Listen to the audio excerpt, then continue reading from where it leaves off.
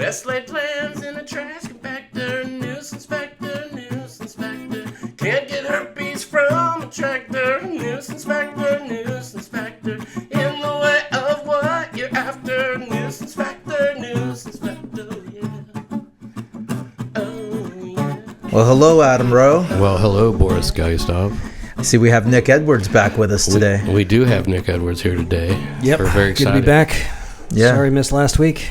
It's all right. It's good to have you back. Yeah. I was really looking forward to, kind of wrapping up our conversation from the last two times we had you on. I think we raised a lot of different topics, and I don't know that I've got, your full take on everything. So I'd like to see if we can wrap up some loose ends, and if we have some other things left over to discuss. I'm sure within an hour I can tell you everything I think about everything. Huh? I'm sure within an hour I could probably tell you everything that I think about everything. Oh, so yeah. Yeah, exactly. All right. Well, to, I guess, kind of get us started. So the last few times we met, we talked about your views on God, the metaphysic.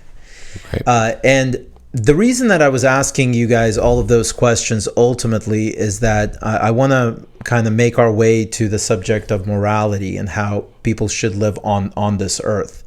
What does the Bible tell you about that? And I think I have a pretty clear picture, or at least somewhat of a clearer picture of, I think, Nick's perspective on that.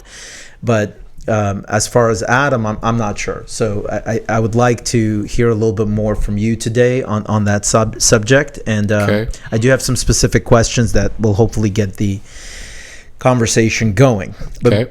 before we do all that, we did touch on the subject of morality the last couple times. And you guys, I think Nick actually said something like, well, I don't know why I feel compelled to do the wrong thing all the time. And you explained that was one of the reasons why your faith was so important to you, is to kind of ground you, prevent you from doing self-destructive things. Which reminded me of a young YouTube sensation from, some time ago, named Letarian Milton. And I thought we would start by watching his clip from back in the day.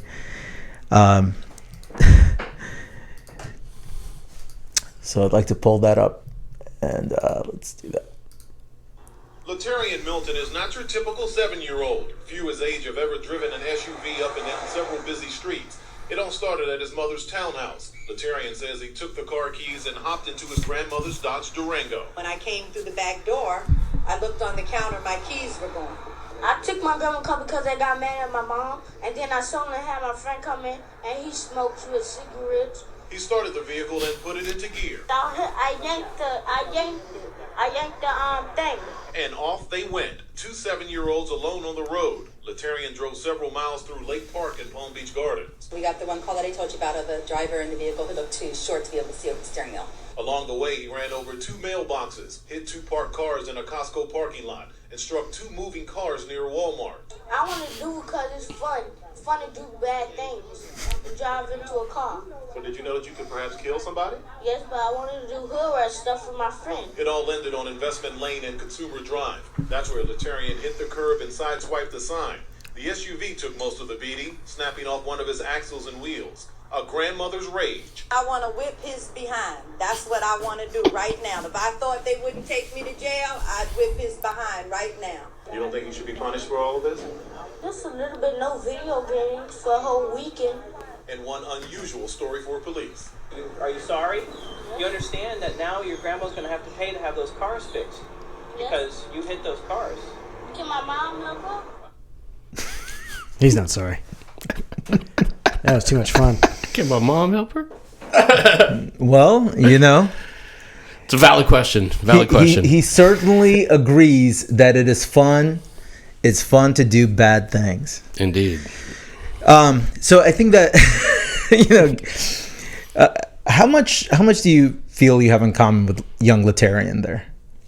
Well, I did get a lot more of the beatings that apparently he's got coming. So there was a very keen sense of action reaction, the consequences of my behaviors. So I can't really relate to that earlier in my life when he seemed to not care that he was doing the damage and not really care about getting caught. I would be much more concerned about the getting caught part. Well, he really wanted to do hood rat things for his friend. And I don't even mean necessarily from a penal standpoint. It's more of, and I think this is kind of just the human condition in general, if only people could see who I really am on the inside, that would also be shameful and embarrassing. Because most of us try to put up a pretty good front if we care enough to do it, that we have nothing but decent and pure thoughts, when in reality most of us most of the time probably don't. Whether we act on those or not is a different question. Well, okay. I mean, that's an interesting turn of phrase there. I mean, can anybody control their thoughts per se? No. Your thoughts just People kind of, but thoughts kind of arise. They arise on their own. You see them arise, right? I mean, it would be awesome if we could.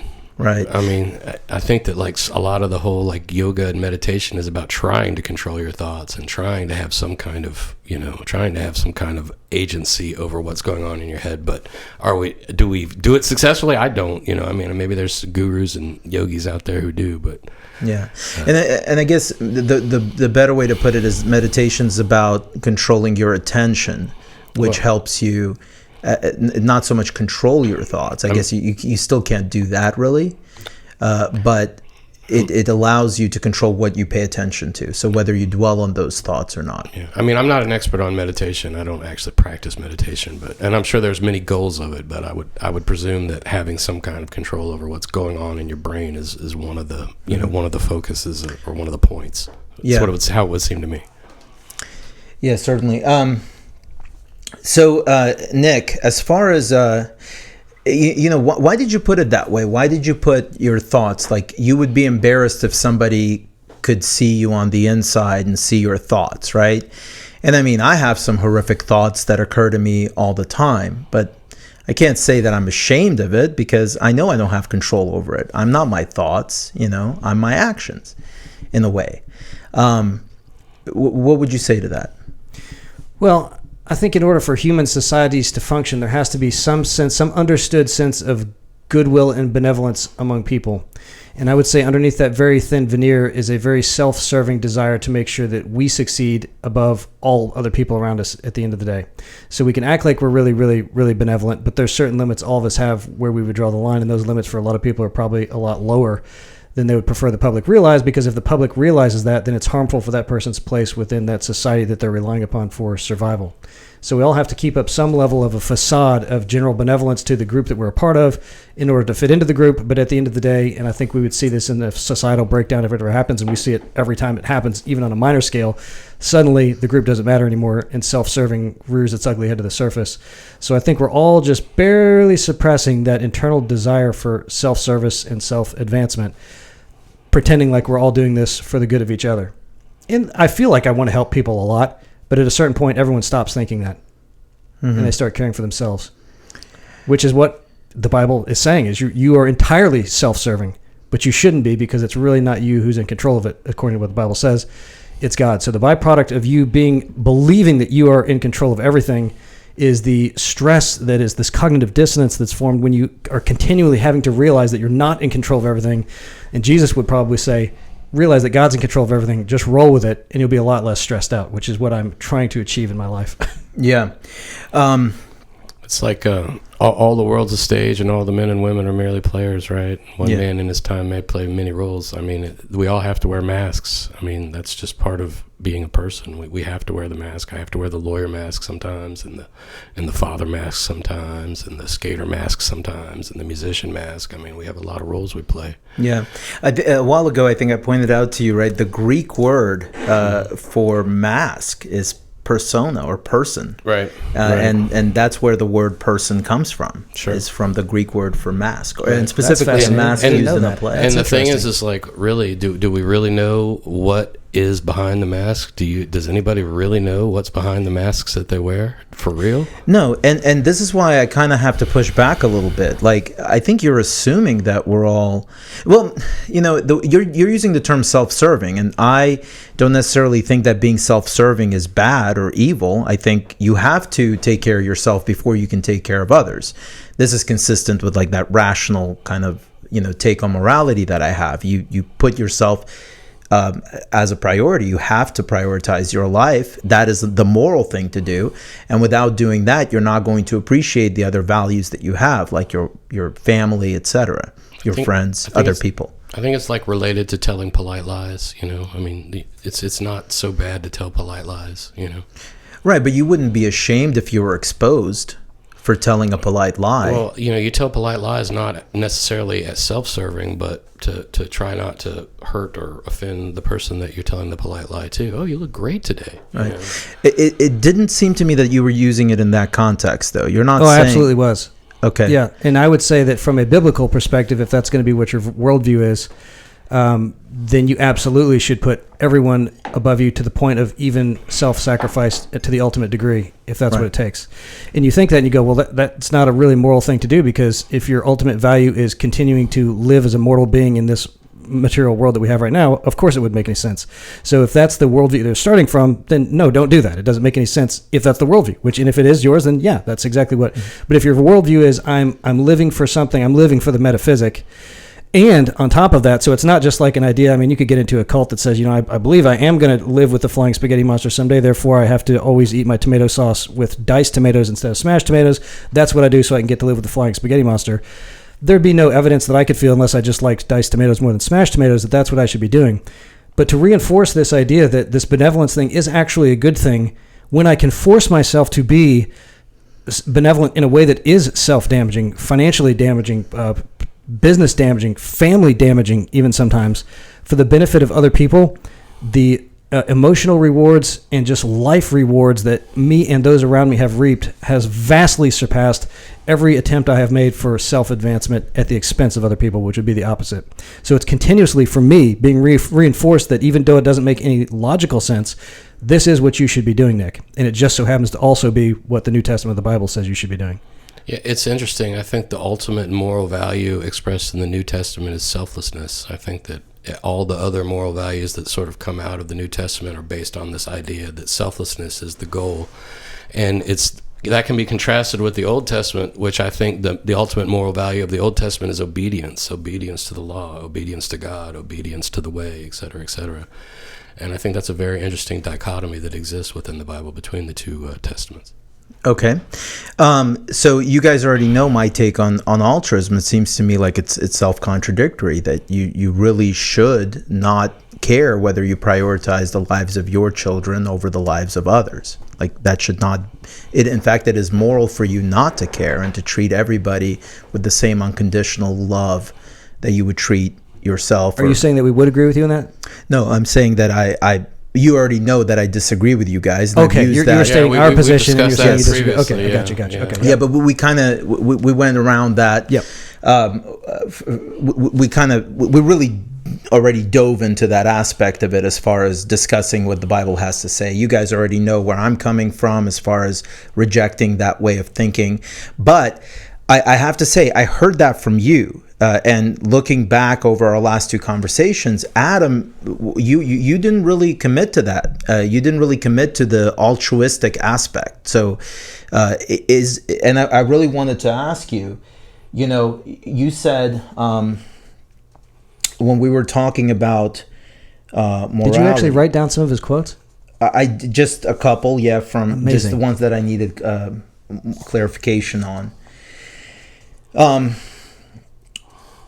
So I think you said that for you, divine command is not the standard of morality. If you recall, I started out by asking whether the raising of Canaan was moral, if it were legitimately a command of God. And you specifically said, well, for me, divine command is not the standard of morality. I did. And then you proceeded to suggest that conscience was, your conscience. Absolutely.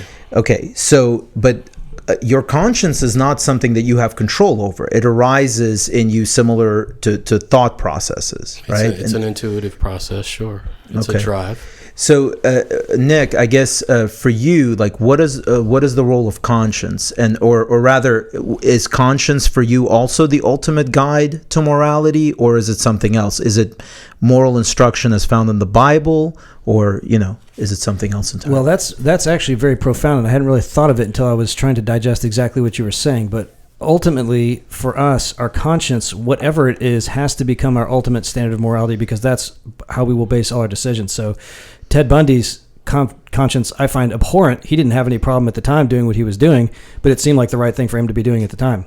So whatever he's basing that on is whatever the morality system is. So I think you can say I'm trying to live according to this standard, which doesn't feel natural to me, which would mean I would think that's contrary to what my conscience would tell me to do, but I'm aspiring to this thing for whatever reason, or I just don't care about that thing for whatever reason. But I would say absolutely for everybody, our conscience is the ultimate guide for our morality. Whether or not it's the roadmap we're following is probably a different story. But as far as a decision-making guide, yes, we're all basing it on our conscience. Okay, Right. so for me, I actively try for that not to be the case, because for me, consciousness, again, it arises involuntarily. It's a feeling. Are you saying conscience No, or conscience, consciousness? not consciousness. You said consciousness just now. I said consciousness. Yes, you did. No, conscience. Okay. Okay. So sorry. That's all right. No, it's I don't okay. know how They're I very said similar words. consciousness. They're close words. No, conscience. Right. So like for me, I look at the product of conscience, and often, like for example, I grew up with a lot of feelings of guilt that I know now were misplaced. I no longer feel a certain way about those things because I came to the rational conclusion that I was mistaken in feeling that way. You have abusive parents, for example, and there's many case studies in psychology where, kids grow up with feelings of guilt as a result of violating like silly rules that completely unhealthy for them to be preoccupied with this, but this is what they grow up thinking. And if they had the same attitude, they would say, well, conscience is my guide to action. Well, then they would have very terrible outcomes, and they do, right? We see this. Last week I yelled at my kids for opening more than one box of cereal at the same time, which is ludicrous, but when I was younger, I would be berated for that all the time. And I used to hate that.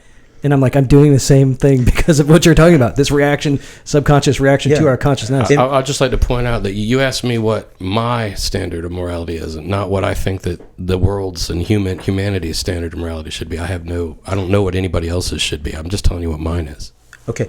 Well, I would submit that if I'm asking for a standard, I'm talking about an objective standard, because there's no such thing as a subjective standard, right? Like a standard for what? It's just your subjective perspective. You asked me what my guy, you said, what is divine command, the arbiter of morality? I said no. And you said, well, what is? And I said, for me, it's conscience. I'm talking about the standard for morality. So you could say there is no standard for morality. There is no objective basis for morality where if you make a compelling argument or you show enough evidence that we would all agree. There's a standard of morality established by the civilization in which you live, in the world in which you grow up in, and which is based, of course, on a metaphysic or a religious belief.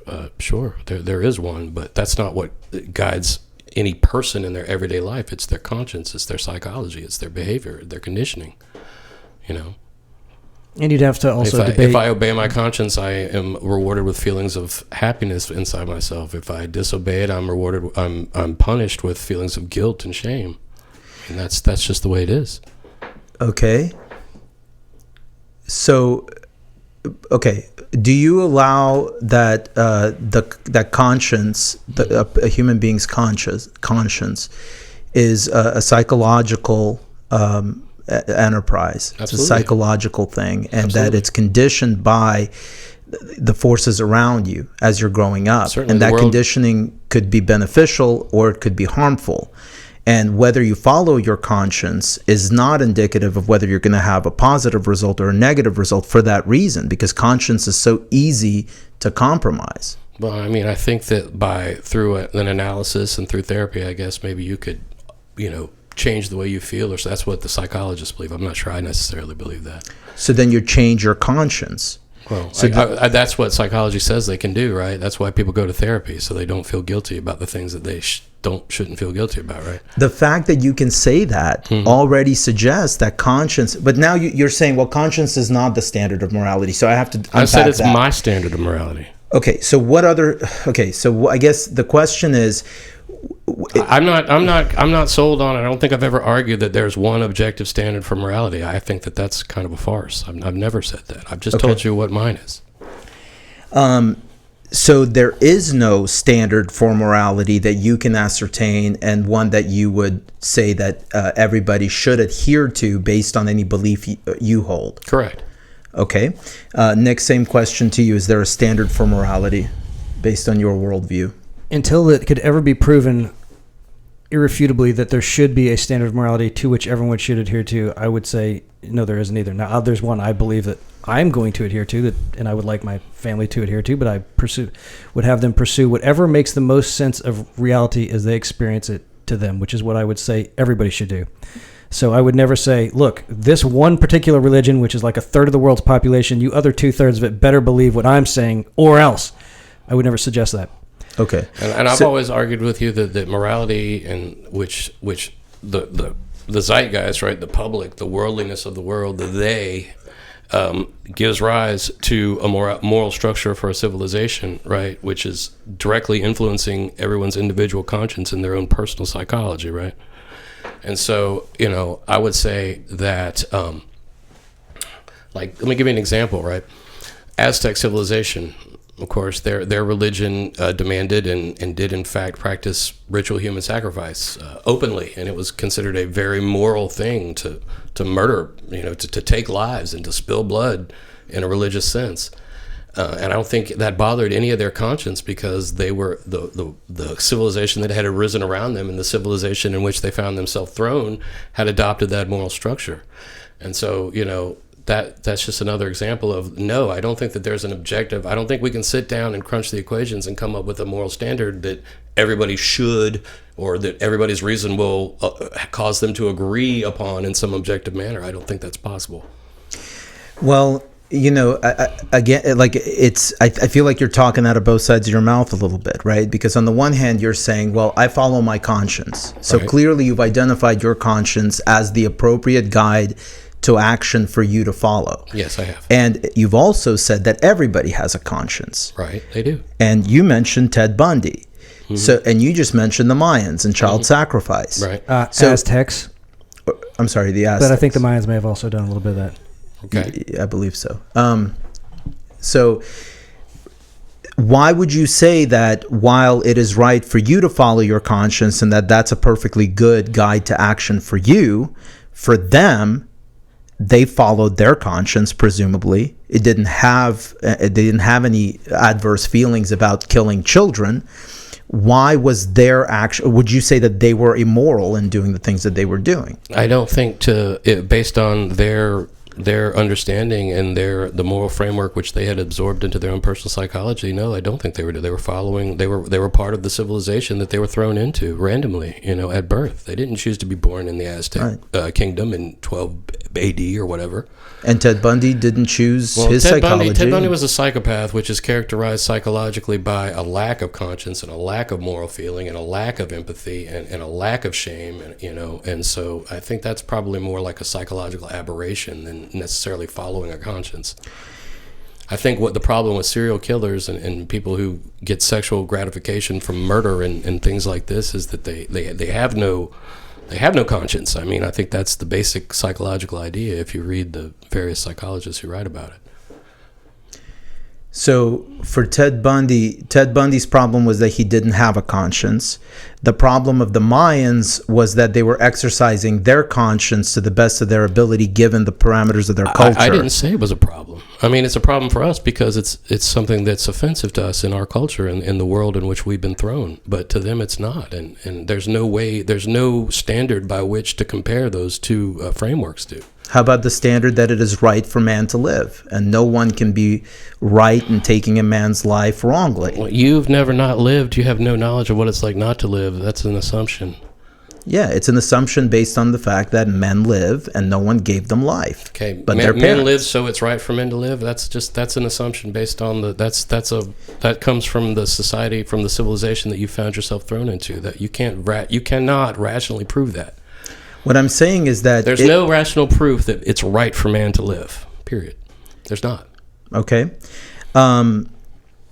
So are you saying that it is sometimes right and sometimes wrong for man to live? I'm saying that it can't be proven rationally. On the basis of a metaphysic, on the basis of a spiritual realization, we can come to the conclusion, to the exegesis, that it is right for man to live. But once again, that is a result of the civilization. That's a thought process that arises from and is completely dependent upon the civilization in which I find myself thrown as an individual. Okay. If we're going to make the allowance for a metaphysic, even for the sake of conversation, then you have to make it at least a possibility that it could be the most wrong thing possible for man to live in this metaphysic. Because we just don't know. So Perhaps it's better to die. Right. Either there is no metaphysic, and then this life is all there is, in which case you might be able to make the statement that this is the highest value. If we're even going to say, let's debate whether or not there's a metaphysic, now we've opened the door to the possibility, and then we have to say, well, then we'll have to say that it might not be the highest, greatest value to live in this version of it. Well, it has to do with the fact that man lives and the fact that no one can give a reason, a legitimate reason for taking the life of man away. But of course, there's an exception to this, right? If you don't believe in reason, if you don't believe that reason is the end all and be all for as far as guiding the actions of men, then you will reject not only reason, but you'll also reject life, as you have done, because you've just said man does not have a right to live. No, I did not say that. Yes, I said nothing?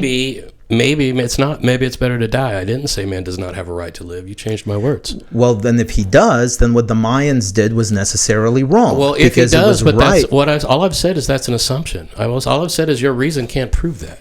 Do you disagree with my statement that it is right for man to live? I believe that you think it's right for man to live. I believe our culture thinks it's right for man to live. I believe our culture thinks life is better than death. Although, but you don't have an opinion. But when you look at the actual political actions of our civilization and war and all the things that we do to kill each other, all the various ways we've devised for it. Maybe it's not. Maybe that's not what we believe. Maybe that's not a universal value in our culture. I don't know. That's fascinating. Can there be morality without man? Well, I guess you're saying that there doesn't have to be morality even if there is man. I mean, how could I know what there would be if I wasn't here to know it? I mean, is the tree falling in the woods and nobody here to hear it? I mean, that's kind of a riddle. Well, it's not at all, though. Why? Right? How could there be morality without man? What would it be? Well, no, who would be here to discuss it? Well, that question is a misnomer, right? Because the question already presupposes the answer by using the word sound rather than the word noise. All I'm doing is making an example of a riddle. You just asked a riddle. Can there be morality without man? I don't know. Can there be a universe without matter? I don't know. It's a riddle. At least it's not a limerick. We could make it a limerick. There once was a man from Nantucket. Did he have any interesting features? Yes, sexual in nature generally. So I guess I don't want to let you have your cake and eat it too. Okay, so it sounds to me like you're trying to kind of walk this line. So I feel like if you don't believe you have a right to live, if you don't believe that is axiomatic, right? Like you have to assert your right to life, and if you can't do it for yourself, then of course you don't have the right to live because you've just denied it to yourself. The only rights I personally believe in are the rights that I can take and hold for myself. I've always said that rights are a rational construct. They're not what you seem to think they are. Yeah, I think that they're subject to the rule of non-contradiction, and that literally the definition of a right is the thing that it is right to do that would be wrong for others to prevent you from doing. And that's very reasonable. It's very simple. Yep, I understand your reasoning completely. So is it right for man to live or is it wrong for man to live? Sometimes it's right and sometimes it's wrong. By virtue of the fact that man lives, it is right for him to live unless someone can make a compelling argument that it is not. And the only compelling argument that would make sense to me is your existence depends on me and I no longer want to support your existence. I only challenge the basics, the basic assumption of your reasoning, which is that man should live, or that there's a moral paradigm, or there's a moral, that there's some kind of morally explainable reason why we should exist rather than not exist. I mean, is there some kind of moral superiority to non-exist or to existence versus non-existence? And can you prove that in any kind of Venn diagram You're or changing. equation? I'm not saying existence. I'm saying life, and I'm talking about specifically the life human of existence. Then call it human existence. human life. Okay. What is the difference between human life and human existence? Well, because we don't have to exist. It's not necessarily right for us to come into existence. But when we exist, we have life. Once life happens, it is there, and the question is, can it be gotten rid of? Yes, it can. Can it be gotten rid of without good reason? Not without it being a question of morality. For you. For me. I'm seeing the problem here is that I'm not starting sufficiently early enough in the process of asking that question. Can I ask you a question real quick? Would you allow for the possibility of a metaphysic, or is that something you wouldn't allow? Like, you'll talk about it, but you won't intellectually allow that possibility. So remember, my problem is not with the esoteric. My problem with the esoteric only extends to the degree that we can't talk about it. Every time I ask Adam, for example, to describe the esoteric, he tells me, he either claims that he has already done it, and that he says, I cannot do it. So to me, that's like a non-starter. How can we have a conversation about something you can't even explain? The only thing I can talk about is the exoteric, and the exoteric belief systems that exist have a lot to say about morality, mostly things that I believe are completely wrong because they don't adhere to the main mechanism that we have of thinking about these things, i.e. the use of our minds, which are governed by reason. The rule of non-contradiction. I've described esoterics in much more sophisticated ways than that, although none of them is sufficient for you because none of them are based upon pure reasoning. I mean, I've described the esoteric as the attempt of the individual to make contact with the metaphysic, to make contact with God, to find unity with the universe, to transcend reason in order to do so. And in fact, to go beyond this rash, I think that you wear reason like a chastity belt sometimes. It's a chain. And I think that there's much more to the universe to that. I think there's much more to human existence than that. And I don't want to live like that. And I don't live like that. Whether it's right or wrong is irrelevant to me. Well, it just seems like, and again, I'm not so much concerned with how you personally live. I think you're a wonderful person. I think you're clearly living the right way, in the best way that I would expect. And I think that of you. But my issue is with this, with living with other people. And living with other people in a way that makes sense, in a way where we can define what's right and wrong in relation to each other. I believe that referencing your personal subjective esoteric experience does absolutely nothing for that. And in fact, it tells me even less about what you actually believe about right and wrong. With Nick being more of a traditional Christian, at least I have an understanding of where he's coming from with his moral beliefs, but maybe not. Maybe you'll clarify that, because I know your views have also changed dramatically. I think morality for me is like many things, is very intuitive, and as I said, it's a psychological reaction to a situation. I mean, I've made it through my whole life. I think I've been, for the most part, morally upright. I mean, I fall sometimes. I sin, of course, like anybody else. But when I do, I feel shame, and I have feelings of guilt, and I try to correct that in the future. Or sometimes I don't, because as what's his name said, it's fun to do bad things sometimes. But I mean, how do you even know?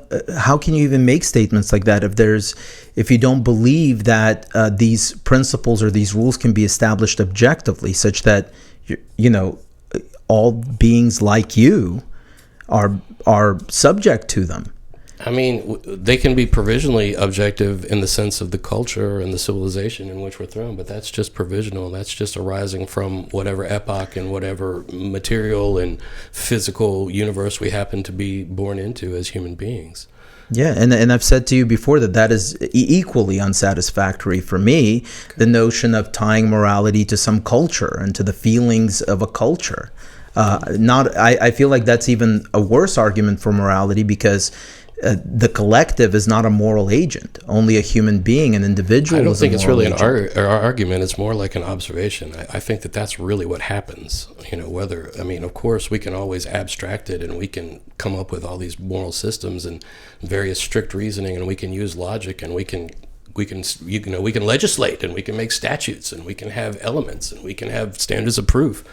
But at the end of the day, that's not what's really going on. That's after the fact. That's a product of what I've always called reasoning after the fact. That's reasoning to justify what goes on psychologically, naturally, before any of that process takes place with reason. So, back to the conscience, right? Whenever my conscience rises up in me, and it's not clear to me that it's right or wrong. Sometimes it's very clear that what I did is wrong, and I don't have to think about it very much. But does that never happen to you? Do you never question whether the feelings that arise in you that make you feel guilty about something, whether they're misplaced or not? I'm trying to, I was just thinking about that question right before you asked it, and I can't think of a single time when I've ever followed my conscience and had negative feelings about it. Nor can I think of a time when I've ever gone against what I knew, what my conscience told me was right, and that I didn't feel guilt about it. Okay, so but there are many, and again, I think, and I've said this before, I kind of did it like tongue in cheek, but that almost sounds like you're claiming to have a superpower, because I've for me, it's never been that clear cut. Sometimes there have been many times, say somebody is being abusive to me and I hang up on them, right? Mm-hmm. I'm usually angry at them. Then I feel a little guilty for hanging up on them, thinking maybe I overreacted. Mm-hmm. It's not, all of these things arise as a matter of my conscience, and I feel different ways about them. And then I have to engage in the process of calming myself down and analyzing what I did, so that the next time I'm prepared for it, and I have a little bit more of an understanding. And a lot of times what ends up happening when I engage in that process is that my feelings become clear to me, either as wrong or right. Cool. So, for example, I tell myself, well, look, you overreacted. You shouldn't have done that. Or sometimes I say, your feelings of guilt about your overreaction are misplaced because the person was entirely out of line. Mm-hmm. Are you saying you never have to do that? Well, there certainly are times when my emotions distort my conscience, and I react emotionally rather than on the basis of my, my core being, my core ethos. I mean, that happens, sure. But that's not the same thing as, doing something that I know within myself, as part of myself, is right, and regretting it later on. I've never done that, ever. Okay, so, yeah, and maybe, but I think it's helpful to look at it the way that I'm presenting it, right? So these are your feelings after the fact. You already do whatever it is that you're going to do. And then, right? So you have that conversation and you react the way you react. Mm-hmm. And you're reacting in that moment not on the basis of your conscience. You're reacting in that moment based on your emotional state. You may be wound up because you're angry, or you may be wound up because you're righteously entitled to be, right? But you don't know. In that moment, you just feel anger. You just react. Sure. After you hang up the phone, you're not going to call this person back. There's no need for you to. That interaction is over. Okay? That's not what I'm getting at. But what I'm saying is now you have to deal with your feelings about that phone call. And you can either feel guilty about it or you can feel good about it. Well, if it turns out that because, I became emotionally charged, I did something which goes against, what my conscience would have had me do, then, sure, I would feel guilty about it. Absolutely. I've lost track of the premise of where we're at with this. What did this start as? So what I'm getting at is that your conscience is not a good guide to action. Your conscience is, in fact, more like an emotional response to a stimuli. It can be right or wrong. And the way you determine whether your conscience-based reaction is right or wrong is by engaging in a rational analysis after the fact of whether you acted correctly or not. Yeah. So your conscience is subject to the same analysis. So you are admitting that you reason after the fact morally. Yeah, of course. All reasoning is after the fact. But I agree. But no, I know, but the difference in our opinion is not whether your reasoning occurs after the fact. It's whether your intuitive in the moment decision making should be counted upon as true rather than your reason.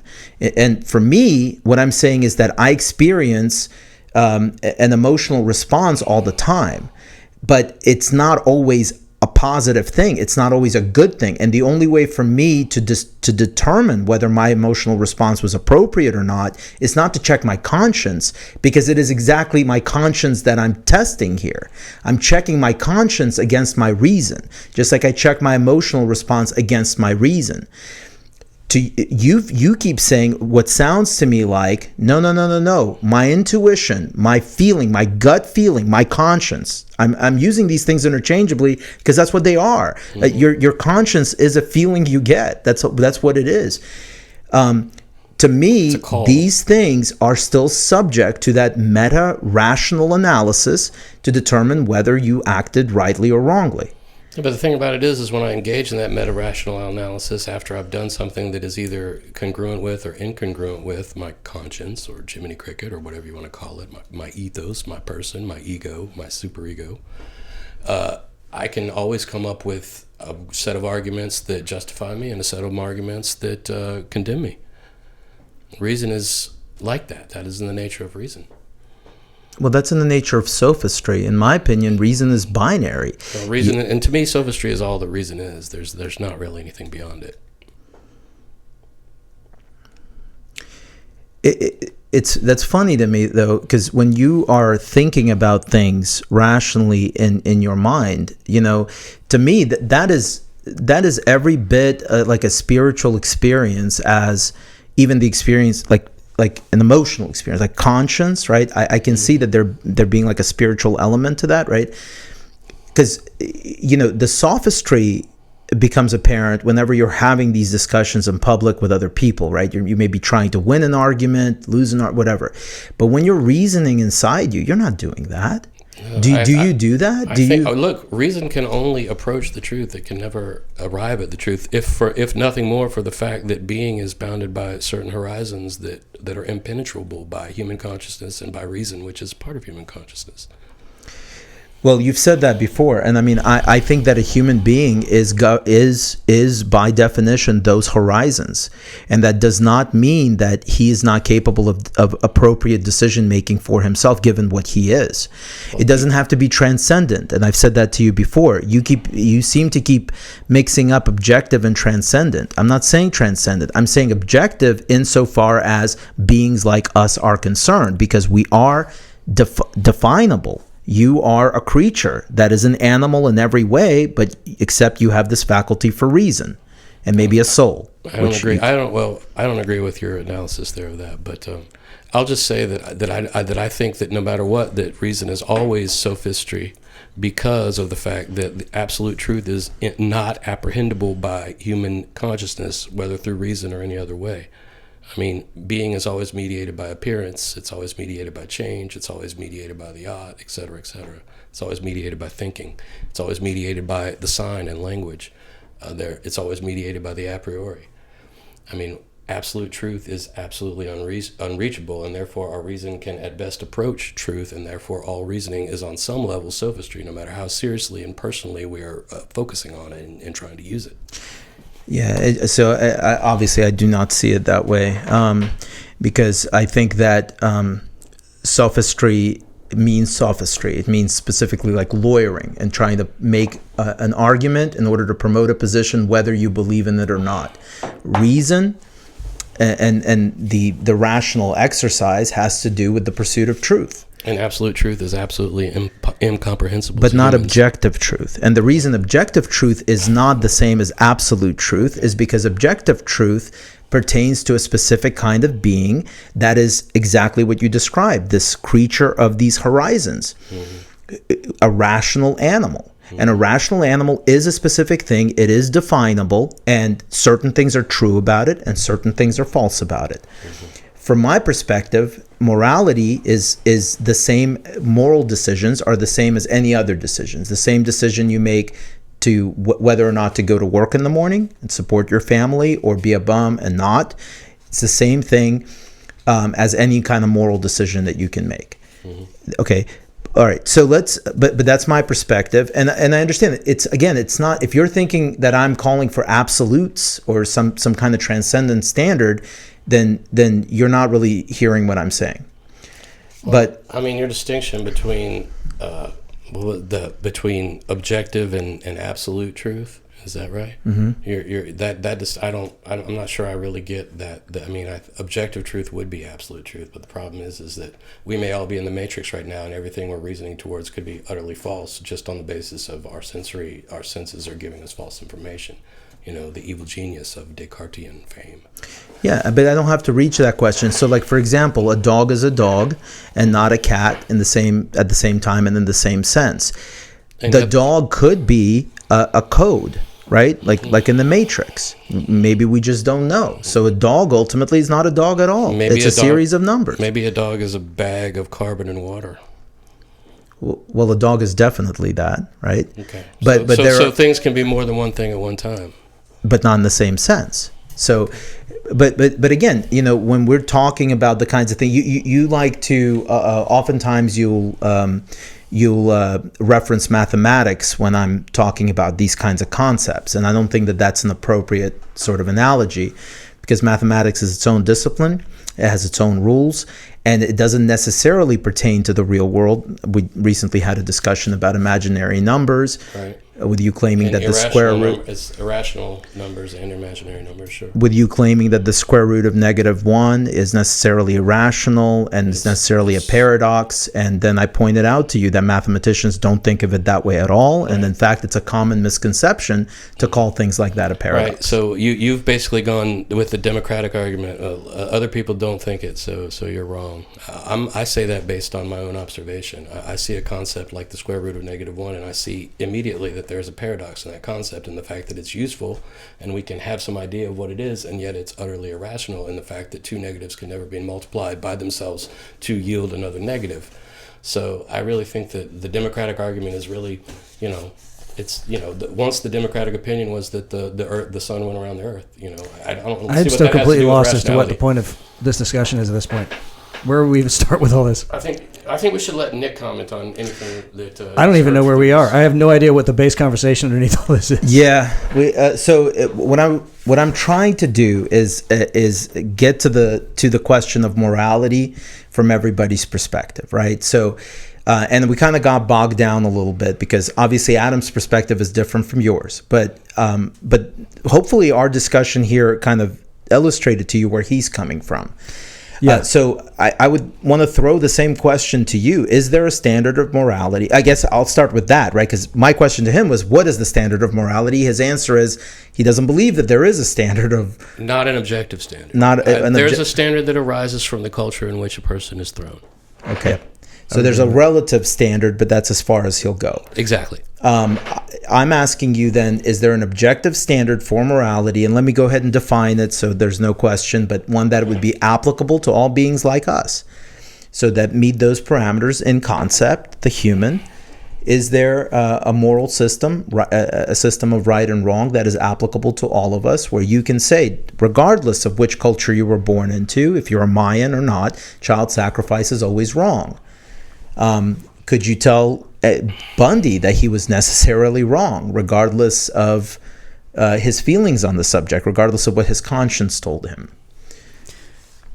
Well, if the only thing that can be right is what I believe to be right, then I can tell everyone else in the entire universe that they're wrong, right?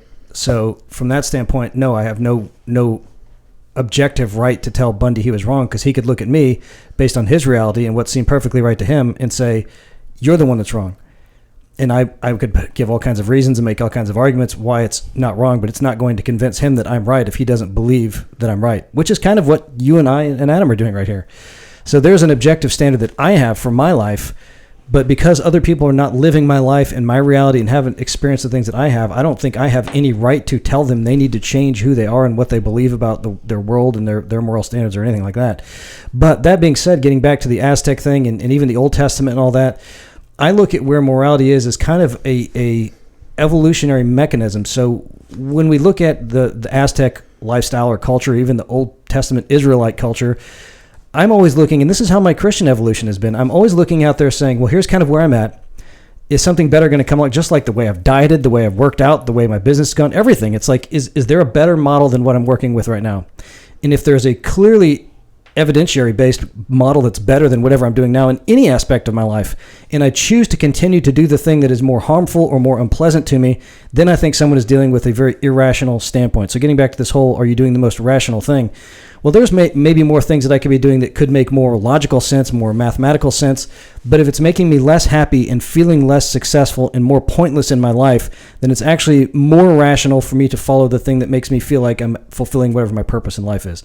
And at this point in my life, and it was a very long trial and error period to get here, the Christian Bible, particularly the New Testament part of it, is where my moral standard is right now. And every single day of my life, every moment of my life, I'm always surveying the landscape around me, waiting to see if something better is going to come along. Because if it turns out that Hinduism is far better for me and brings more purpose and meaning and happiness to my life than Christianity, I'd be an idiot to continue to be a Christian.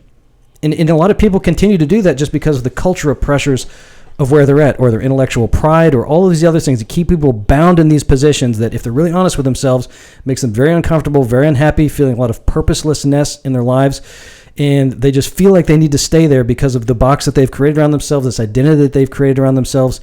And I'm not one of those people, and it's made, a lot of my Christian friends kind of look sideways at me, but I'm like, I'm not going to continue to be a Christian if it stops making sense for where I'm at in my life. I would be anything if it made the most sense. For me, rationally, emotionally, purpose-wise, everything about my life is kind of coming to this pinnacle of Christianity. And if anything better came along that checked all those boxes more than Christianity, I would absolutely deviate from it. And that might even require a different set of morals that I would pursue. But as far as the moral standard, right now, Christianity for me, and it has been for some time, is the moral standard in my life. Would I tell someone else it should be the moral standard for their life? I never, ever would. If they seem to be absolutely miserable and purposelessness, I would certainly share my story, just like the guy that came to me as a business coach earlier in my career and said, well, I can see you're very unhappy. You're doing all these things wrong. I went through that too. Here's what I did. Maybe you should try that. I did it. Sure enough, I was happier. I think Christianity for me is the same way. I'm never going to tell somebody what you're doing is stupid. No wonder you're miserable and all that. But if they say, hey, why are you less stressed than me? Why do you seem to be able to love people and be more generous than me? I might say, well, here's why. I don't feel like I want to be this way, but this is what I do because I have this kind of moral standard. And sure enough, when I pursued that thing, I felt a lot happier in life. So maybe you want to give it a try too. That's as far as I would take it. Yeah. So, we did struggle with this before because it seems you talk about happiness, and like for me, happiness is tangential. It's, I can't be happy unless there's meaning, unless there's purpose. So for me, like that seems to be a priority, and having a moral foundation or a moral fiber is like part and parcel of that, especially since I don't have a metaphysic that I can relate to. Do you still stand by that? Do you feel like happiness is somehow like a standard of its own? For me, it is. And that is a very subjective type of thing, right? Like what makes you happy could be totally different, and what gives you purpose and meaning in life is probably totally different than what it is for me. And so that's why, when the Spanish missionaries rolled into South America in the 1400s and said, you should all be Christians because the king has claimed this land. That's a very different thing than saying, you guys seem really unhappy and you're killing lots of people, and at least the people that are getting killed is making them unhappy. Maybe there's a model where we could both live together, both be a little bit happier, and nobody has to die. That would be a better way to approach evangelism instead of the plant the flag, you die or you become a Catholic kind of thing. That would right, but why? How can you say that it's better? Just because it would make you personally happier? What, the switching from the conquest method over to the... Yeah. Well, yeah, I would absolutely say that's better. If it, on the whole, makes more people a net positive for everybody involved, I would say that's better than a model that's killing some people or making a lot of people very unhappy. But do you notice what you just did? You went from your own subjective standard, i.e. happiness, right? And your moral fiber being determined by sort of that compass being determined by what makes you happy to what's best for the most people or many people. Now you're switching to kind of a rational way of thinking. Well, which is why I don't evangelize to the world. I would feel very uncomfortable going to an Islamic country and saying, all of you need to become Christians because I think my way of thinking is better, because I might make them less happy than they are now because of the social consequences and all that by doing that. So, and I don't know that I'm 100% right. And without knowing I'm 100% right, I have absolutely no right to go tell people that they should follow my version of God and my version of reality, especially if it's going to damage them in any way emotionally, family-wise, or happiness-wise. So a nation full of Ted Bundys whose happiness lies in hurting other people, you would say, well, that's what makes you happy, then you do you. Yeah, until you're coming and threatening my life, do whatever you want. And when you come here, you're now committing crimes, and so you're going to be Right, punished, right. you know. Okay, so then, That's why I've got no problem with the whole homosexuality thing or any of that. It's like, but well, let me explore this. So, your neighbor is hurting his family next door, right? And I know, like, you can extrapolate this to make some kind of absurd argument about why the invasion of Iraq was justified. I'm not going with that. I'm just saying that if you're a person and you have a family and you have a neighbor next door and he's abusing his children, and you know this, so at that point, he's not transgressing against you. He's just doing what he's doing in his own house. But you would say, well, if it makes you happy and you're not attacking me, right, then God bless you. it could make me, I wouldn't say God bless you. I could say I abhor that. It's horrible. It makes me uncomfortable. I should alert the authorities and have them get involved with it. But it's one of those positions where the number one person I need to be worried about in life is my own choices that I make with things. So to sit here and let my soul, if you want to call it that, be just completely in dishevels and looking around the world, whether it's the guy beating his dog, beating his kid, a guy dressing like a woman dressing like a guy, and all these things, and being so worried about while completely neglecting the state of my own, in my case, my highest ultimate standard is how much love, what degree of love can I achieve to other people. I can make all kinds of judgment assessments about what I think of what's going on over there. I can even make a decision to intervene with that, but I wouldn't say good for you and that's a good thing, because I don't think it's a good thing at all. But I'm not going to come in there and say, you should be me. And when you're me, you'll be happier. And I think that's where the distinction is. But when you say you don't think it's a good thing, you mean you don't think it's a good thing because if you were doing it, it wouldn't make you happy. Right. But it makes him happy. So why are you saying it's not a good thing? Why aren't you saying God bless you? I would say that's less of a good thing than something that might make you happy that would not harm other people. That's probably like the next tier up that you could go for achieving happiness if we were to put that on a scale of what's right and what's wrong. Yeah, see, I think that's interesting because I think that's really where morality becomes even relevant to talk about. I think morality arises from civilizations, and I think that the moral collective that arises within the civilization is very real for the civilization, and I think on that basis, anybody would be justified if they had evidence that their neighbor was abusing a child to turn them into the authorities and go to court and take an oath and present that evidence. I mean, what's hard? I mean, I don't understand what's wrong with that. How is that inconsistent with anything I've said? Well, it's not necessarily inconsistent with things you've said, but it would be inconsistent if, for example, anything Nick said. Well, okay, let me just say this. So it's a little bit different the way you guys are presenting your, so to the extent that there's a standard for morality as far as your conception is concerned, I'm hearing Nick say my standard for morality is happiness. Mm-hmm. It's entirely subjective to me. Wait, hold on, let me back up there. My standard for morality, what I'm searching for in life is happiness. My standard for morality is what degree of selfless love and care for other people can I achieve in my life. That is my ultimate standard for all the decisions I make in my life. I fall woefully short most of the time, but that is when I'm lamenting decisions I've made throughout the day, it's always because I feel I've fallen short of that standard in every decision I make throughout the day. So that is my ultimate moral standard. Even to the extent where... And that's the biblical standard.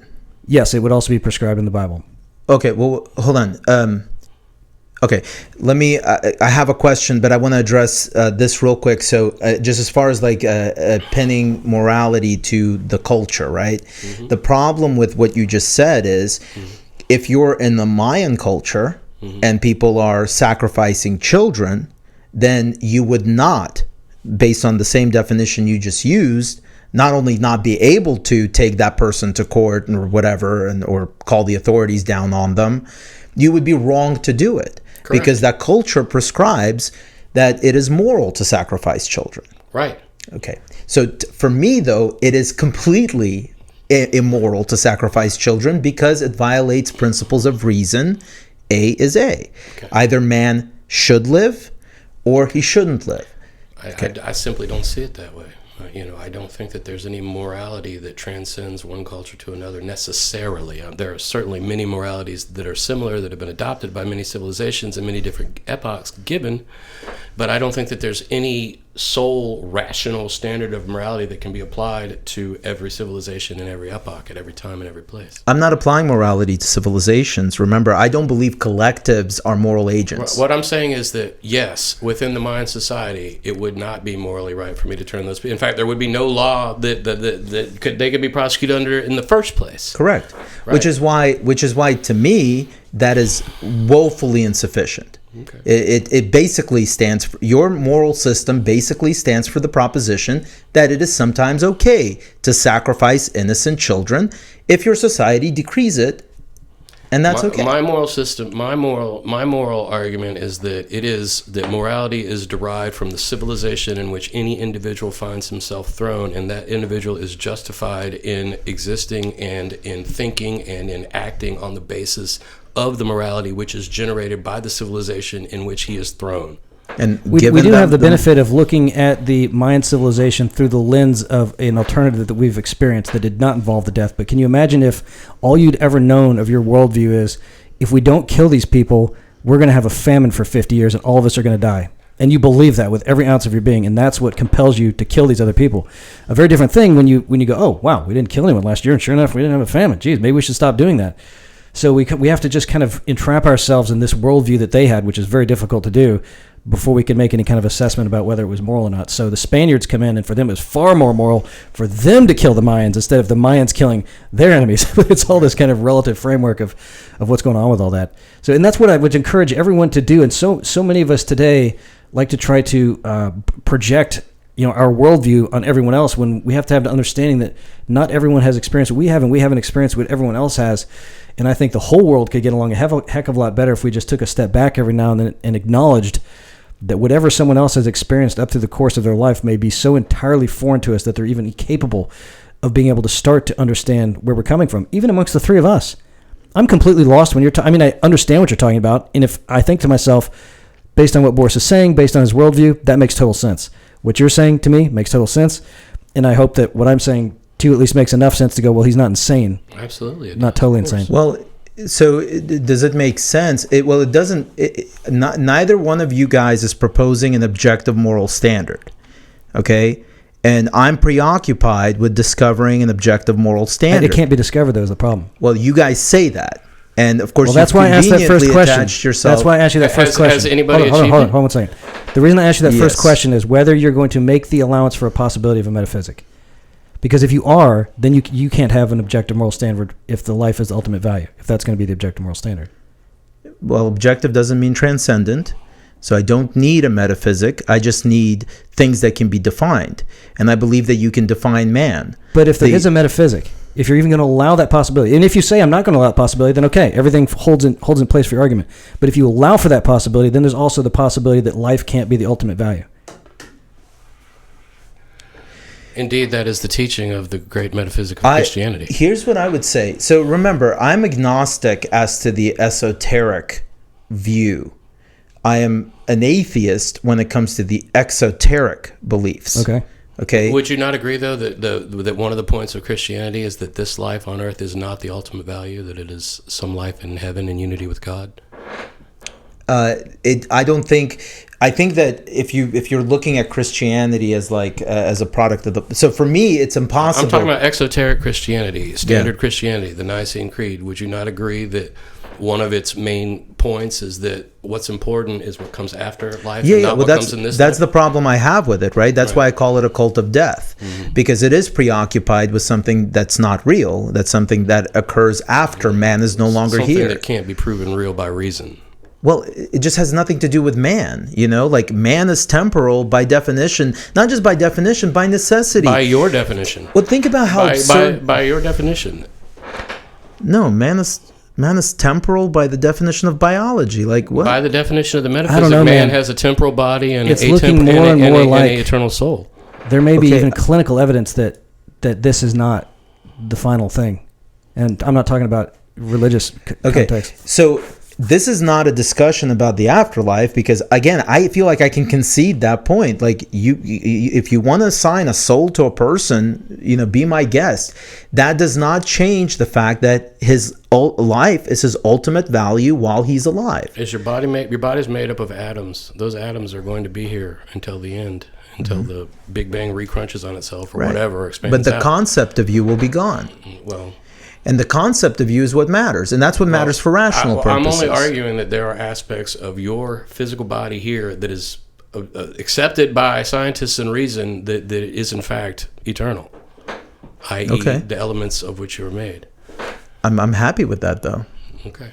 So Just again, pointing that out. You said you said axiomatically, man by nature is temporal. See, when I listen to Boris, man is temporal, but I'm talking about the concept. We what is man? always have this disconnection. Wait, are we something other than our body based on reason? Because I thought only a metaphysic could make us something more than our body. When I listen to you, Boris, what is the definition of man? when I listen to you, I guess what I'm wanting, I feel like we're having our cake and eating it too, because if you say to me, I'm not going to allow for the possibility of an afterlife or a metaphysic or whatever you want to call it, I would say, good, then I totally understand where you're coming from, and I totally get it. Everything falls into place. All the puzzle pieces fit. It's perfect. It's rational. But if you say, I am going to allow for the possibility of an afterlife, and I'm going to say that this life has to be the ultimate value, that's where the thing breaks down, because you can't have both those things because you can't know that for sure. Whereas if you said to me, Nick, if you're going to allow for if I can't concede that you could be right if I am allowing for the possibility of a metaphysic. Allowing for the possibility of metaphysic is not as prohibitive as you think, right? Because I can say that a metaphysic exists and that a part of you or some form of you continues to persist into eternity. But I don't think any Christian claims that the exact form of you that exists now is going to persist into eternity. Okay. In fact, one of the reasons why I think heaven is an absurd concept, it doesn't really make sense for man to live forever. In order for you to live forever, something would have to fundamentally change about you, which means you cannot be said to be living forever. Some other thing is living forever that may have something in common with you, but it's certainly not you, because you are defined by your temporality. The reason that things are important to you is because you're temporal. The reason that things are important to you is because you're emotional and sometimes irrational. But that's not the question here. That's how we form values on earth. And the question is not how do we form values. The question is, what is our guide to action? How ought we act?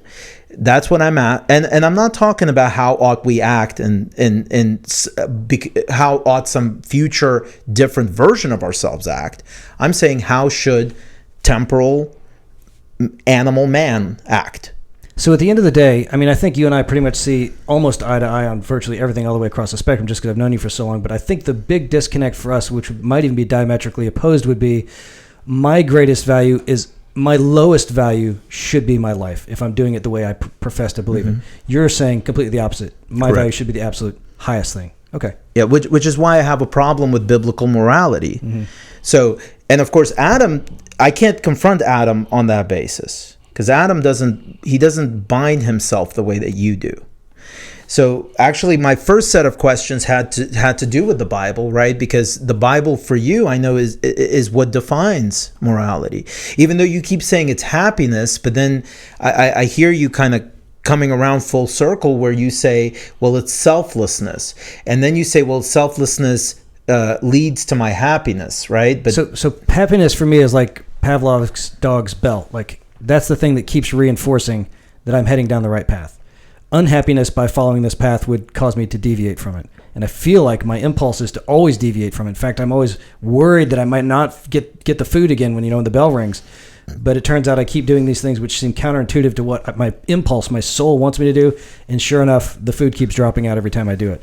So happiness has nothing to do with what the moral code is, the guide that I'm trying to follow. It's just kind of the reinforcing factor. okay. And of course I want more happiness. Who doesn't want more of that? So you're just saying, look, it's my happiness is not what I'm after necessarily. It's just that it proves to me that I'm on the right track because I tend to be happy when I follow the biblical moral sort of. I would say imperative. happiness is absolutely what I'm after, and I'm seeking the thing that brings me the most of it. And that thing hopefully would be the moral code that I'm trying to align my life with. If it's not, I'm going to be unhappy and I'm going to do something else. Where I'm at in this stage of my life, doing all of these things according to this kind of ultimate love that I'm talking about has brought me far more happiness than all the things I was doing when I was the most important part of my life. And what's funny about that is I always felt the impulse, as I described the last time we were on here, to do the things that would make me the most important thing in my life. And I do them and they'd feel good for a little while, whether it was fleshly pleasures or intellectual pursuits or all these things, making money, all of these things. And I found that they didn't have the kind of lasting potency of the shot of happiness I would get by continuously putting other people in front of me, even when those things would harm me a little bit as far as a self-preservation perspective. Doesn't make any sense until you do it. For me, that's the way it worked. Okay, so I did want to talk about the inerrancy of the Bible and how the Bible ties into this, but I think that is probably going to be taking a step back at this point. Instead, what I'd like to do is the last conversation we had, Adam brought up a hypothetical that I thought was very interesting, and I think it might be helpful if we invoke it and maybe try to talk about it a little bit more. The hypothetical that Adam presented was that, Boris and his family are in the desert. There's no food, water, shelter around except for a single oasis that is occupied by another family that has fortified it. However, they don't have real weapons, and I happen to have a gun, and so I could take the oasis from them at the point of a gun. I try initially diplomatic measures. Those fail. They tell me no, we have to take care of our own. And so at this point, I'm presented with a dilemma. Do I take my gun and take away the oasis, possibly killing them, and acquire that for my family? Or do I choose to, as Adam put it, martyr myself for reason? Okay.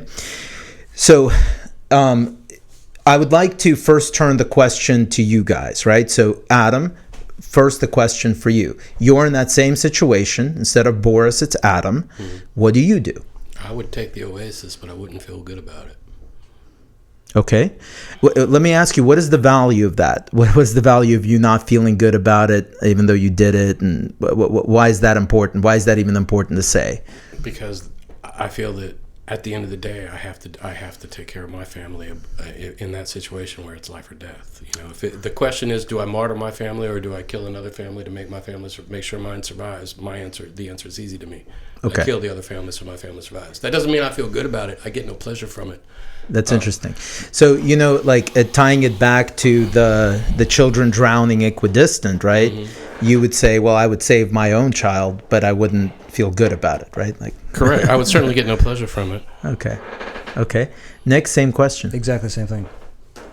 I would know what I should do, and I think what I should do is let myself and my family die and let them live. But I probably wouldn't do it, and I'd spend the rest of my life regretting that decision. Okay. There comes a time in every person's life when you're going to have to make a decision that is going to be extremely difficult and extremely painful, no matter what the decision ends up being, and that's just part of human. That's part of what it means to be a person and to be a human. Okay, well, so let me do this, because that's really not the important question, right? Because what you guys are doing is just trying to be honest, and what you're saying, because what I'm hearing is this, that you don't think it would be right to take that oasis, that you would do it because you feel obligated to your family, because you have a certain emotional obligation to do it, and so you would do it reluctantly. Maybe you would do it feeling that you were being immoral, but you would do it anyway because your family depends on you. Wow. So it sounds like you guys are just admitting reasonably to the potential. We're using your reason. We're weighing two moral negatives and choosing the lesser evil. Okay. And I'm saying it would be the wrong thing to do. Right. So that's what I don't necessarily think it would be wrong, but that doesn't mean that I would feel good about it, or I certainly would take no pleasure in it. Okay. So that's really the important question. The way I should have asked is not whether you would do it, but the question is, do you feel it would be right or wrong for you to do it? No, it would be right. And Nick feels it would be wrong. So you guys differ on this point. Okay. Correct? So I want to explore this a little bit, right? Mm-hmm. So why do you think it would be right for you, given your belief system, given what you believe about morality, why would it be right for you to go into that oasis, kill that family, and take it for yourself and your family? Because my purpose in life is to ensure that my children survive.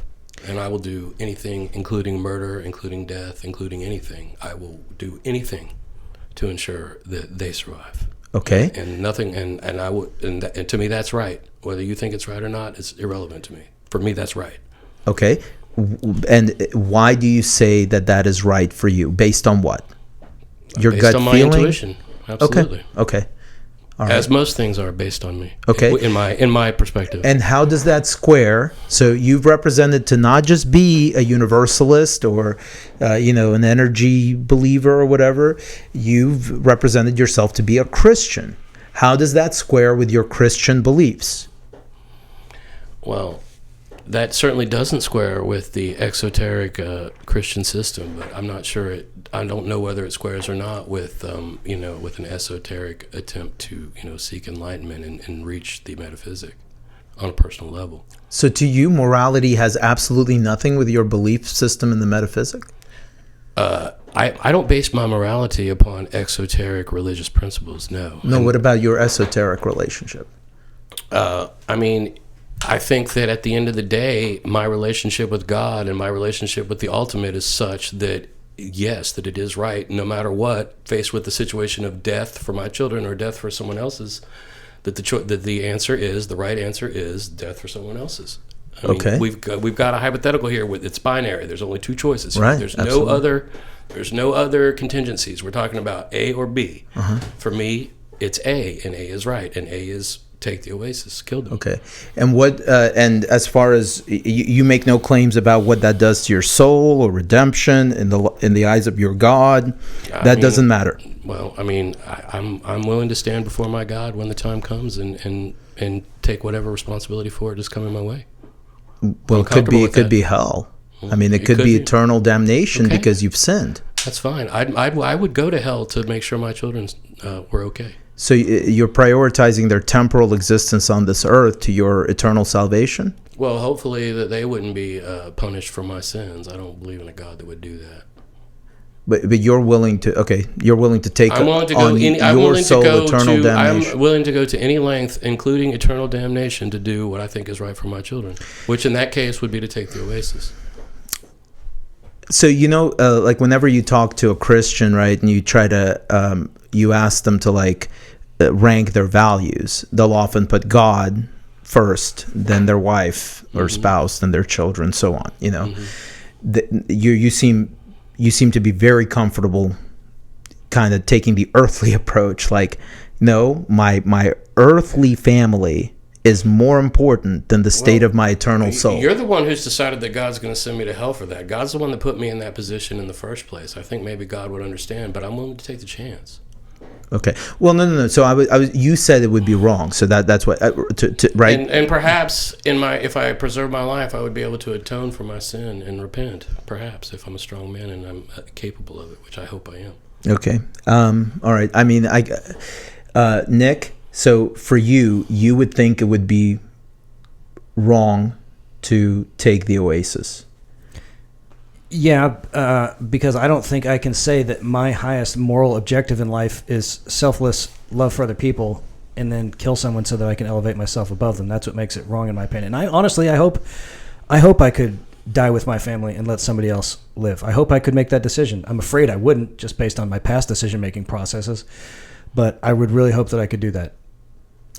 Yeah, so, and it probably won't surprise you, I 100% agree with Nick in terms of, and I appreciate the fact that you're building your own weakness into it, because I certainly would as well.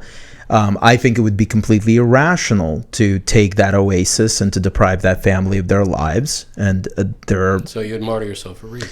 You keep saying, you use the term martyr. Okay. You would allow your family to die for your reason, for your rationality. Not for my rationality. Okay. But because it is the right thing to do. But your conception of right and wrong is strictly based on reason and has no metaphysic. Well, I know, but so you would die. Yeah, but you said my rationality. Okay. So, but part of what I'm talking about is objective. But right and wrong for you is strictly a function of reason, correct? Correct. Okay, so if you die for what's right, then you're dying for reason, correct? No, I'm dying for my life, because for me, my life is my ultimate value. Now you're going in circles. Now you're trucking out of both sides of your mouth, buddy. Okay, so my entire understanding starts with the question of what is man. I know. I define man as a rational animal, which means in every way we're animals, except that we have the faculty of reason. The faculty of reason just means that we have the ability to abstract from to derive rules from our experiences based on the rule of non-contradiction. That's all it means. I don't think that that's the only thing that separates us from animals. Because you think there's a soul. Well, not only that, I think that what it means to be a human being versus what it means to an animal is much more than just simply reason. I think there's much more to it. I think there's art, there's creativity, there's poetry, there's the soul, there's a metaphysic, there's a lot. I don't think that there's only one criterion that separates me from an animal or from some other being. I think that art is an expression of reason, ultimately. I totally disagree. Okay. I mean, you can disagree with that, but there's no single definition of art, and I think art is something that necessarily transcends reason, and the reason that art is what means what it does to us is because it takes us beyond reason, and it takes us towards the metaphysic, and it takes us towards God. Here's the interesting thing about art. So Ayn Rand, posited that the only good art is romantic art, because romantic art is instructive to man as to how he should live. And that's obviously patently absurd, right? Because there's many, like Theodore Dreiser was somebody that she specifically mentioned as producing irrational art and therefore not romantic art. And she explained that this was like a symptom of degradation in our society. Okay. But what she didn't give enough credit to is expository art. So there are novels that don't seek to necessarily romanticize characters, but that just seek to depict life as it is. So, many novels like that. And you can read those novels as, sometimes you can even say, well, this seems to glorify the irrational, right? Sure. But nobody would say that that's the right way to read those novels. The right way to read those novels is to experience reality as it exists, and then from that, be able to draw your own conclusions. It serves a very different purpose from romantic art, but it is nevertheless as valuable. Okay. I would say that all art, whether it's writing or visual or music, falls into those two categories as well. Art can either depict the state of my emotions at the time, so it's expository, or it can be romantic in that it is instructive in some way, or it can be both. And a lot of art is both. You don't have any room for the Dionysian element in art. I mean, holy madness is not a part of the great creative process of the great artist. I totally disagree. To the extent that holy madness is a state of being for man, then yes, of course it is part of expository art. But don't tell me that is irrational. That is not irrational. It's still Dionysian ecstasy, as expressed through art, is rational in your opinion? Because look, the rationality aspect comes after the values. So your values are created on the basis of your emotions. Your values do not have to be rational. They're nevertheless your values. So for example, a state of Dionysian madness is a state of emotions. Those emotions create your values. But this is pre-rational art. But it's not counter-rational. Madness is not necessarily counter-rational just because in the moment of madness you can't exercise your reason. If it is a real state of man, then it is certainly a variable that you should take into account in making your rational decisions.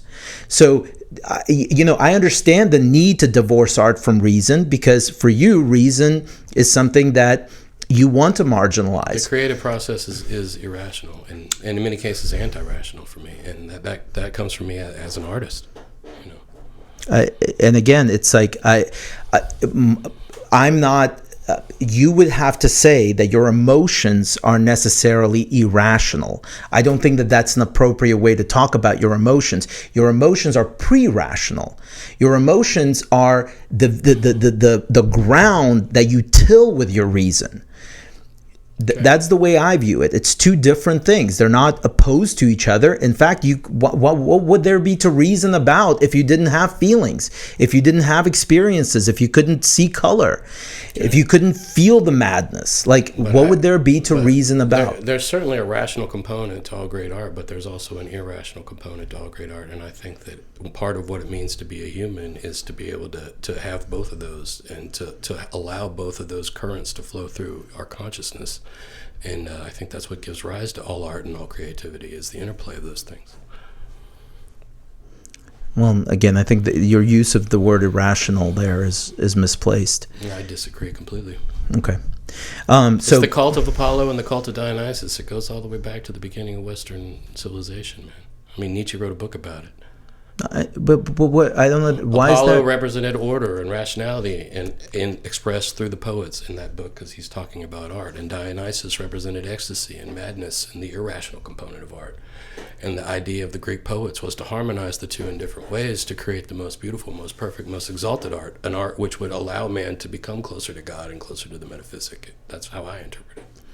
Yeah, and I don't know why you would do that, because what that does is it takes the animal part of man and it puts it on the same plane as the man part of man. And to me, there's clear hierarchy there. There are already animals. I think that the rational, the reasonable part of man, and what you're calling the animal part of man, which I would just simply call the irrational part of man, are equals. I don't think there's a hierarchy there. Man, that you could have a whole very interesting conversation about that, because that element spreads throughout every theology that's ever existed. It would be a fascinating topic. So back to the do you have something else to add to that? No, I just felt like I should say something. Okay, so let's get back to the desert scenario. So, for me, it's, again, you're violating the rule of non-contradiction by hurting that family, okay? And the reason you're doing that is because... You're hurting yourself, so... how is that violating the rule of non-contradiction? Somebody has to get hurt. It's either me or them. It's because they already have possession. Okay. That's it. It's that simple. Mm-hmm. And in order for me to take the oasis from them... Note this. If the roles were reversed, mm-hmm. and I'm holding that oasis... Mm-hmm. I would be justified in defending it, even at the expense of their lives. And I would do so and feel perfectly justified in doing so. Mm-hmm. But because they're holding the oasis, mm-hmm. and in order for me to take it from them, I must initiate force. Mm-hmm. The initiation of force is irrational. It is wrong. It is morally prohibited. And by doing so, by initiating force, I'm declaring that it is wrong for man to live, that no man has a right to live. And thereby I'm condemning myself and my family and all of humanity to this existence without reason. That makes no sense to me. And I just like to point out that, this is twice now in this podcast that you have reasoned your way to suicide. Once in this hypothetical, and then once with Aaron Bush now.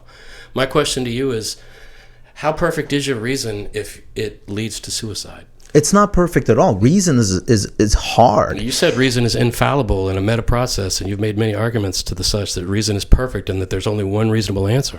There is only one reasonable answer. I don't remember arguing that reason is perfect, because perfect to me suggests transcendent. Reason, it's an exercise of reason. It's hard. It's way harder than faith, in my opinion. You are the one who makes comments about how difficult faith is. Okay. Faith to me seems like resignation. Anybody can believe in anything. Well, you can't. You don't. And you won't. But you've told me that you by can't. Virtue of sheer effort, though. Like Nick talks about happiness. What makes a person happy? I suffer. I suffer as a result of my philosophy. I suffer as a result of the burden that I feel like I have to carry in trying to be rational all the time. Yeah. That is hard. I'd love to tell you about Jesus Christ. Right. I'm just saying that your argument that there's sophistry and then there's reason, and reason is necessarily correct, or I don't know what, objectively but not transcendently correct, to use I think the terminology you're on now.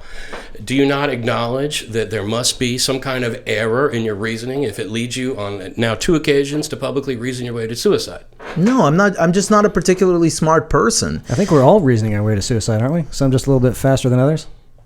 We're all going to the same place. I mean, I don't think I'm reasoning my way to suicide. I don't put nearly as much. Every time I decide not to go for a run, every time I decide to eat 2 slices of pie, every time I decide to... Well, Adam has argued that everyone has a drive to death. So. We have a life drive and a death drive is my argument. Okay, but that's not rational. That is a drive. That is something that is not part of the conscious mind. So, but as far as subconscious, as far as my reasoning to suicide. So, first of all, with regard to Aaron Bush now, okay, the show's called Nuisance Factor, all right, and the purpose of the show is, for me at least, to push my convictions and my understandings to their absolute limit. Okay. So, you're going to hear me during this show entertain the most absurd concepts that I could possibly imagine in the most generous way possible. Okay, and I'm going to defend them to the utmost, because that's when you find out, are they absurd or is there something to and them? Is that not sophistry? No, that is not sophistry, and here's why. Because you're defending absurd concepts, but that's not sophistry. That's correct. It's not sophistry, because sophistry is distinguished from philosophy or from reasoning by one factor, and that is that the purpose of sophistry is to win an argument. The purpose of philosophy is to get at the truth. Sophistry specifically shies from the truth. It doesn't want the truth. It's not about the truth. That's not the purpose of sophistry.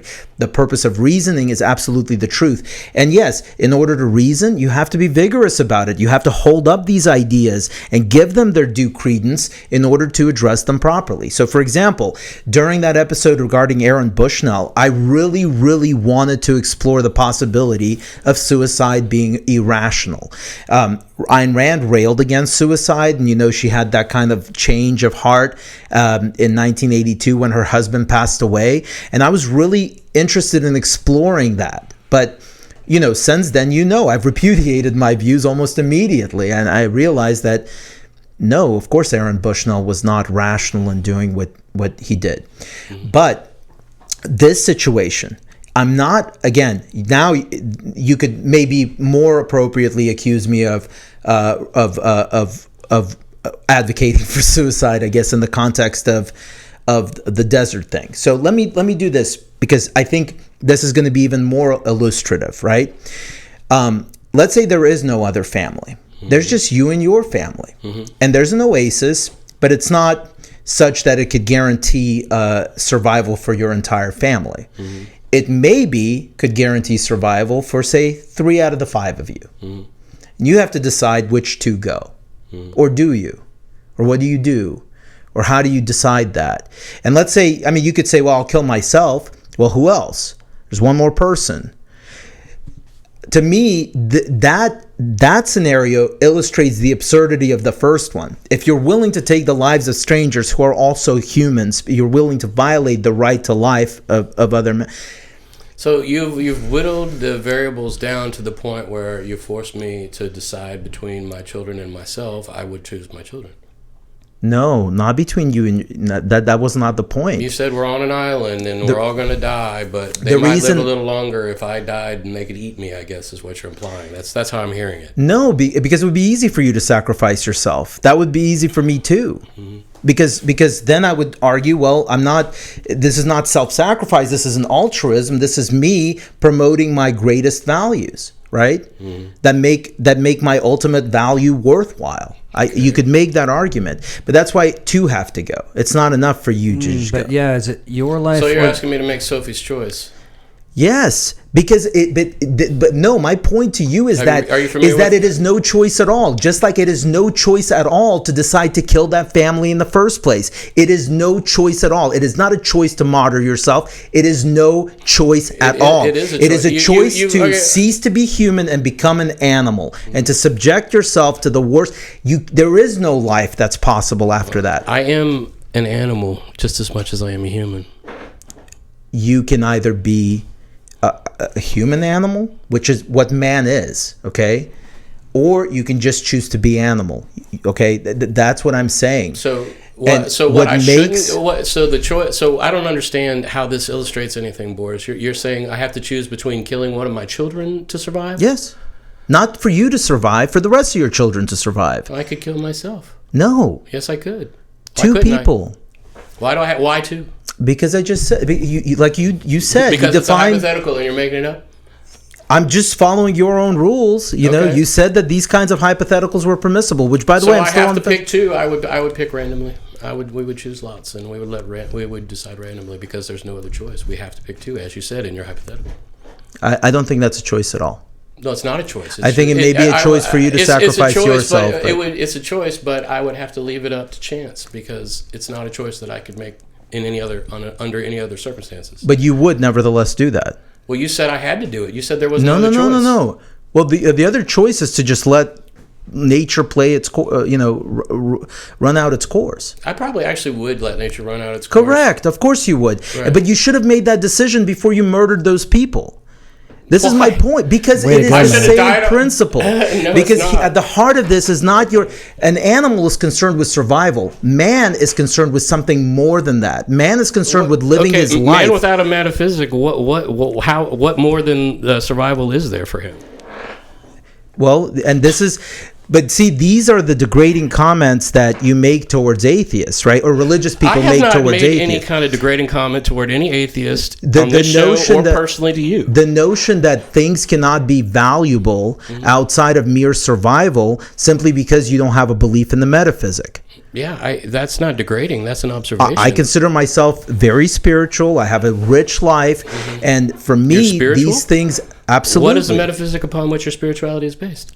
It's based upon my own existence and the existence of other men. So the existence itself is spirituality to you? No. So well, then what is it? What do you mean existence itself is spirituality? Well, where's your spiritual? You just said you're spiritual. I'm in awe all the time. Like even Okay. Dawkins has described his religious awe when he goes to church or gazes at a sky or meets humans. Like having this conversation with you guys, you know. And by the way, anytime I meet another person, like any human that I meet, they're also fascinating and interesting, and like the richness of their minds just excites me. You know, like how. You know, we live in this world with all of this treasure all around us, you know, in the form of other people. Like, I'm not unhappy. We're so fundamentally different, man, in so many ways. I think that's like the biggest thing. But I don't think that you're hypothetical. I don't understand your second hypothetical. So you're saying that I have to either choose myself and a child to die, or we can all just let nature play out. I would just let nature play out in that case. I would too. Okay. Because it is an impossible decision. But for me, no, the decision was it's much impossible when it was different. a stranger's family too. No, because they're a stranger, because I'm not emotionally connected or biologically connected to these people with me, whereas a stranger, I don't have that connection, and I would be able to do that. Exactly. And for me, it has nothing to do with an emotional connection. It has to do with right and wrong. Okay. And it is just as wrong for you to kill your child, to save your other children, to use a human being as a means rather than an end, as it is for you to murder this family. Because in both instances, what you would be declaring is that human life means nothing. No, it I'd is be just a declaring that matter. the life of my family's life means more to me than the life of these other people, and one of us has to die. One group has to die. And the fundamental difference between them is that there's an arbitrary distinction, It's not i.e., arbitra- you're bi- emotionally tied to them. Biology is not an arbitrary distinction. I am biologically connected to my children through my genetics. I am not biologically connected to these people on the Oasis. Okay. That is not arbitrary. That is a very real distinction. I- Blood is real. Okay? I think that it is. No, I don't think it functions the way that you're suggesting. But let's. I disagree that it's arbitrary. I don't think Okay. your reason can justify that statement. All right. Let me turn it to Nick then. So Nick, you just heard us go back and forth on this. I'd just like your thoughts. Well, if I'm understanding your worldview correctly, in that second situation where there's not another family involved, but it's your own family, in which case you're not necessarily taking anything from someone that you've all stumbled upon this together, then your correct answer to that would be it doesn't matter who those two people are as long as it's not me, right? Because your life is your ultimate value in that case. No. My position is that it is wrong for you to kill that other family. No, not the other family. Your own family now. It is also wrong for you to kill any members of your family. But so you'd kill yourself first, therefore depriving yourself of what you say is your ultimate value? You can, or you don't have to kill yourself. I'm not advocating well, why for that wouldn't either. you kill the other people first? Or are you saying you would? Your other family members before yourself? No, I'm saying that it would be wrong to kill anybody. Well, two people have to my die, though, you understanding said, of right? the hypothetical he's presented is you have to either kill yourself and at least one of your children so the other children can survive, or you have to just all stay alive and just let nature take its course. That's You my understanding of the binary can't. So it's not an hypothetical issue he if two people have to die. presented. Right. One person, we're just assuming has to be The you. reason I said two people is because I figured Adam would be glad to sacrifice himself for his family, and I needed to introduce at least one other person into that equation. Okay, but So you're that saying it's costly to So him. the It binary can be is either two- we all just let nature take its course and somebody dies Or eventually, you die and or two people, myself and at least one of my children, die. I would kill myself first and then let the others decide who they wanted to go. So you'd put your family into that position of having to decide which one of them to. Yes, because I'd want it to be of their own volition, not my decision. Also, I'd like to point out he's introduced a third part because it was a binary hypo. I wasn't given any other option. What was the third A, part? B. Which is his solution that he would kill himself and let his children make the decision after that. That's a valid solution. You could. I would explain to them why I'm choosing to do it. It to me as a binary hypo. There's either A or B, so now it's A, B, or C. Well, I didn't preclude. My hypothetical didn't preclude 3. Okay. I just think I would disagree with that course of action also, because that's just bowing out. You said I couldn't just kill myself. Wait, you're saying so I would have to... Because it's not part of the hypo, and I said okay and went with your hypo, but if I could just kill myself, that's probably what I would do. Well, that's weird to say that, right, though. but you would kill yourself knowing that at least one other person would have to go, and then you would just essentially just shift that burden on your family. Well, maybe they could eat me and all 3 survive. I wouldn't know for sure. Well, that part is precluded by the... Okay, so some of it's precluded and some of it isn't. You're moving the goalposts, man. No. The specific... Because the hypothetical called for, the lack of survival for 2 people. So the question of whether you kill yourself first and just let them decide who to kill next is irrelevant, right? It's still 2 people that have to die. Okay. You're just making it easy on yourself because now you don't have to participate in that decision making. You're just bowing out. You're not really confronting the moral dilemma that the scenario presents. Well, but I've solved, in my answer, I would be solving my primary moral dilemma, which is whether or not I'm killing someone else instead of me. I still think in the case of my family, regardless, I would let nature take its course and trust in God. But with respect to strangers, you would kill them. You would slaughter them. Absolutely. That is so messed up, man, in my opinion. But, okay. And I think martyring my family for a reason, because I wouldn't be a man if I did something else is so messed up. So I guess we're even. I have to pee really bad. Yeah. Well, actually, we're about to wrap it up. I guess there's so many other things that we need to talk about, but it's already been an hour and a half. So, all right. Let's see. So, should we take a break and let Nick? Do you have something to say about the hypothetical? Unless you have something to ask me. No. Okay. All right. So, all right. Well, let's kind of do last. Let me add this words. thought. Yeah. I hope that I get to end my life in that kind of way. That would be like the ultimate victory in my life. I hope that I could. It sounds terrible to think about. But I would love to be, I don't want to be the guy, if I have a choice between dying in my sleep at 90 years old in a nursing home or being someone who gets to consciously choose to die ahead of other people. I would much prefer the second if I ever had the opportunity to do that. It would be a good death, as we've discussed previously. I don't see it that way. I think that would be like abandoning your family. I think that I would personally think the right thing to do under those circumstances is to stay and to be there for them. Yeah, but you're saying that I didn't have a choice. You're saying someone had to die. And your family die, though, in the other hypothetical. Well, so yeah. How is that not abandoning them? What do you mean? You're abandoning their existence. No. We're letting nature take its course together. Okay, I'm talking about the first hypo, the hypo of the people on the Oasis. Yes. In that case, aren't you abandoning them when you say we're just going to sit here and die because we would be morally wrong and we would not be people if we did anything else?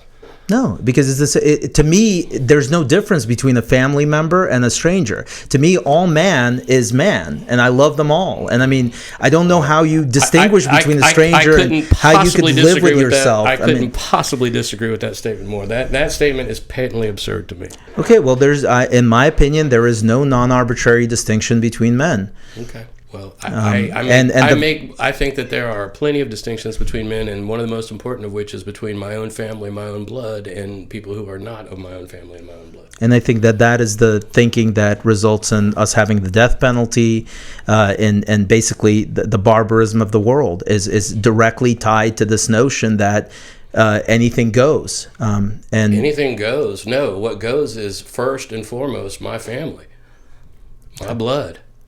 That's what I'm here for. That's my meaning in life. That's where my meaning comes from. That's one of the absolute objective, so to speak, sources of meaning in my life is my children. Okay. All right. Nick, let me give you a last word before Adam makes his prediction. Well, as I said, I think at the end of the first two, I love trying to understand where people are coming from, no matter their worldview. For both of you guys, it's been a fascinating exercise for me because it's just it can shape our own opinions of the things that we believe. I'm always opening and I'm always listening to holes in my own philosophies about all kinds of things as I'm hearing people describe whatever their particular worldview is. And it's always fascinating to me when I run into people who have never contemplated things like this, and turns out there's quite a few of them, and I can't imagine going through life always just having to contemplate our immediate surroundings without ever thinking about things like this, because it can dictate so much of what our immediate surroundings become when we contemplate things like this. But it's also a bit of a curse because it causes this dissonance that we've been kind of battling over for the last couple of shows. I enjoy it quite a bit to think about it, but it can also be heartbreaking and enriching and all those things all wrapped into one. So thank you again for having me on. Thank you, and hopefully you come back soon, because this is far from over, I think. Okay. We're going to do another one. We have to. Okay. All right, so we still didn't talk about the devil, right? Still got to talk about. And I'd like to come back to the inerrancy thing. That's a great conversation to have. Yeah, that'd be fun. That is, for sure. All right, Cypher Divine. You're putting me on the spot, man. Golly. Sorry. How does he always put you on the spot? Because it comes at the end of every show, right? Well, I know, but I never think about it until the end. And by the time I'm thinking about it, we've already had, fights and but without the spontaneity, it might be a tainted all right, prediction.